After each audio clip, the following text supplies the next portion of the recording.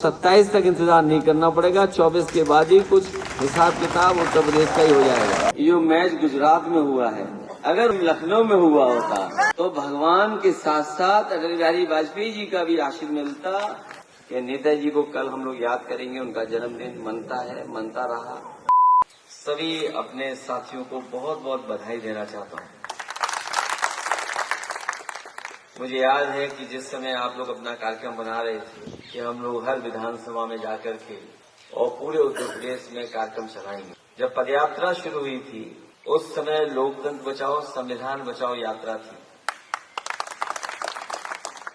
और उसको कई जिलों में आप लोग लेकर के गए हैं। मुझे खुशी है इस बात की कि समाजवादी पार्टी के सभी वरिष्ठ नेता समय समय पे आपके कार्यक्रम में शामिल हुए। ये 24 बहुत महत्वपूर्ण है। देखिए 24 की बात आई तो हो सकता है ये फाइटर एयरक्राफ्ट ही हम लोग आपको सलामी दे रहे हैं। ये जो फाइटर एयरक्राफ्ट ऊपर निकल रहे हैं ये साइकिल वालों को सलामी देते हुए जा रहे हैं कि 24 में जीत होगी हम लोगों की। और मैं तो ये कहूंगा ये मैच गुजरात में हुआ है, अगर ये स्टेडियम लखनऊ में हुआ होता और उन्हें आशीर्वाद बहुतों का मिलता। टीम को आशीर्वाद एक तो भगवान विष्णु का मिलता क्योंकि कान्हा नाम से है वो स्टेडियम। बीजेपी वालों पे रहा नहीं गया, उन्होंने अटल बिहारी वाजपेयी जी के नाम पे कर दिया। अगर वहां पर मैच होता तो भगवान के साथ साथ अटल बिहारी वाजपेयी जी का भी आशीर्वाद मिलता और इंडिया जीत गई होती। अब सुनने में आ रहा है कि वहां की पिच भी गड़बड़ थी और जो लोगों की तैयारी थी वो तैयारी आधी अधूरी रह गई। इसलिए कभी कभी समय बताता है कि अब समय उनका नहीं है, समय दूसरे लोगों का आने वाला है। आपको उत्तर प्रदेश फिर घूमना है और हो सकता है 24 में अगर हम लोग कामयाब हो जाएंगे तो आपको 27 तक इंतजार नहीं करना पड़ेगा। 24 के बाद ही कुछ हिसाब किताब उत्तर प्रदेश का ही हो जाएगा। मुझे याद है मीडिया के लोग और खासकर बीजेपी के लोग सोच में पड़ गए थे कि इतने साइकिल वाले कहां से आ गए। ये तो कम थे, लेकिन आने वाले समय में देखिएगा 24 के बाद, 24 में तो साइकिल चलेगी चलेगी, लेकिन 24 के बाद जो परिवर्तन दिखाई देगा वो अलग परिवर्तन होगा, बड़ा परिवर्तन होगा। जिस यात्रा को लेकर के चले हैं पीडीए यात्रा, मैंने कई मौकों पर कहा है ये पीडीए ही है जो एनडीए को हराएगा, पीडीए ही है जो मुकाबला करेगा एनडीए का। और अब तो कई दल जाति जनगणना के पक्ष में बोलने लगे। वो दल भी बोल रहे हैं जिन्होंने कभी जाति जनगणना रोकी थी। जो लोग पुराना इतिहास जानते होंगे, आजादी से पहले भी जाति जनगणना हुई, आजादी के बाद जब जाति जनगणना होनी थी तो उस समय जो पार्टी सरकार में थी उसने जाति जनगणना रोकी।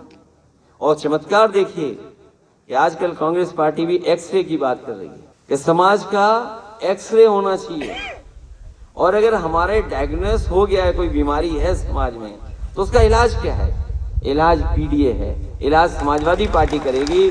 और हमें पूरा भरोसा है कि जब डायग्नोस हो गई है चीज और समाज इस बात की मांग कर रहा है कि जाति जनगणना हो और आबादी के हिसाब से हक सम्मान मिले, हमें उम्मीद है कि जब कभी भी समाजवादी लोग सत्ता में आएंगे या सत्ता में सहयोग करेंगे, सबसे पहले प्राथमिकता पे अगर कोई समाजवादी पार्टी बात रखेगी तो जाति जनगणना, और बिना जाति जनगणना के सामाजिक न्याय संभव नहीं है। इसलिए नौजवान साथियों, बेरोजगारी तो है ही है, महंगाई आपके सामने है और हमारे बाबा जी की तो गिनती आप जानते ही हो 46 में 56 वाली।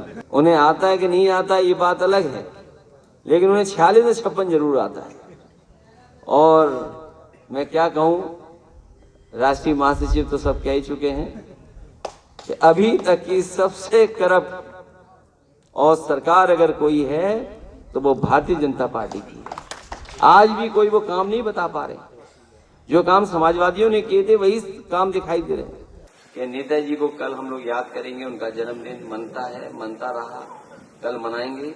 उससे पहले आपकी यात्रा सफाई में खत्म हो। इससे बड़ी बात और क्या हो सकती है कि जहां से हमें साइकिल मिली, जहां से नेताजी ने समाजवादियों को जगाया और न केवल सैफी के लोगों को जगाया बल्कि देश के लोगों को जगाया और उन्होंने साबित किया कि गांव आर्थिक और सामाजिक रूप से अगर संपन्न होगा तो कितनी खुशहाली आएगी। एक ये यूनिट और एक ये गांव उन्होंने उदाहरण दिया, पेश किया। आज भी नेताजी को अगर याद करते हैं तो साथ साथ उन्हें सैफई भी याद करते हैं। अगर पहचान किसी ने दी है सैफई को और समाजवाद को, तो नेताजी ने, जो अपने जीवन भर सैफई से लेकर के समाजवाद के लिए संघर्ष करते रहे। उस जगह आपकी यात्रा रुक रही है कुछ समय के लिए, बाद में फिर चलेगी। मैं आपको बधाई देता हूँ, शुभकामनाएं देता हूँ और हमें उम्मीद है कि आने वाले समय में इससे भी शानदार यात्रा होगी।